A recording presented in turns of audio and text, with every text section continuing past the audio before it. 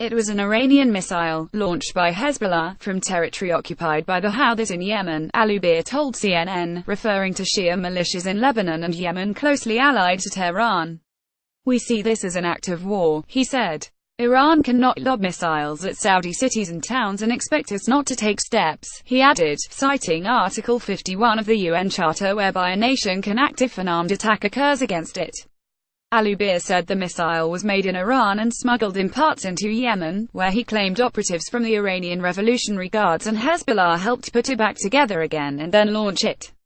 "We reserve the right to respond in the appropriate manner at the appropriate time," said the softly spoken career diplomat. He declined to say what those measures against Iran might be. "This is a very, very hostile act," he said. "We have been extending our hand to Iran since 1979 in friendship, and what we get back is death and destruction." Earlier Monday, Iranian Foreign Ministry spokesman Bahram Qasemi described Saudi claims about Tehran's involvement as false, irresponsible, destructive and provocative, the Iranian news agency Tasnim reported. CNN spoke to Al-Ubaid, who was the Saudi ambassador to the United States before becoming foreign minister after an extraordinary series of events at the weekend that began with the resignation of the Lebanese prime minister from the Saudi capital and ended with the detainment of a large group of high-profile Saudi princes and ministers on corruption charges, along with other officials and prominent businessmen. Saudi to close ports and borders with Yemen. Al-Ubaid said Iran could not just sit there and expect to get a free pass to meddle in countries in the region, citing Lebanon, Yemen, Syria, Iraq and Bahrain. He added that Saturday's missile was similar to one fired from Yemen in July that was shot down close to the Saudi city of Mecca, a month before the annual Hajj pilgrimage to Islam's holiest site.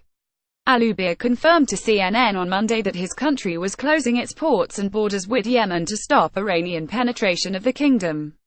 He insisted, however, that humanitarian aid would still make it through to the millions of people suffering from malnutrition and cholera brought on by the years-long proxy war between the Iran-backed Houthi rebels and Saudi Arabia.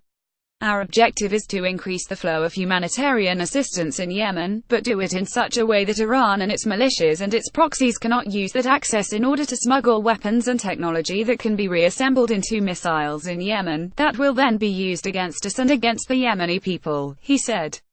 Al-Ubaid Hezbollah calling shots in Lebanon with regard to Hariri's bombshell resignation Saturday. Al-Ubaid said it is very clear that Hezbollah is undercutting him at every turn, that it is doing Iran's bidding, that the Lebanese political system became paralyzed, that the issue of a government that could act independently was a sham, it was Hezbollah who were calling the shots, and he basically said enough is enough. The Saudi foreign minister said that as a dual passport holder with both Saudi and Lebanese citizenship, Hariri would be able to leave the kingdom if he so chooses. Lebanon's interior minister said Monday he expected Hariri to return in a few days. Saudi Arabia's zero-tolerance policy on corruption. Al-Ubaid also described as nonsense speculation that Saturday's shock arrests of princes and ministers on corruption charges amounted to a grab for power and a purge of opponents by Crown Prince Mohammed bin Salman. "The kingdom has a zero-tolerance policy on terrorism and now, also a zero-tolerance policy on corruption," Al-Ubaid said. "I assure you that the Kingdom of Saudi Arabia takes very, very seriously the issue of corruption, waste, and mismanagement. There is a reason why everybody was brought in and detained and will be questioned and will be investigated, and these have to do with the commission. I'm sure when the investigations are complete that people will know what the reasons are."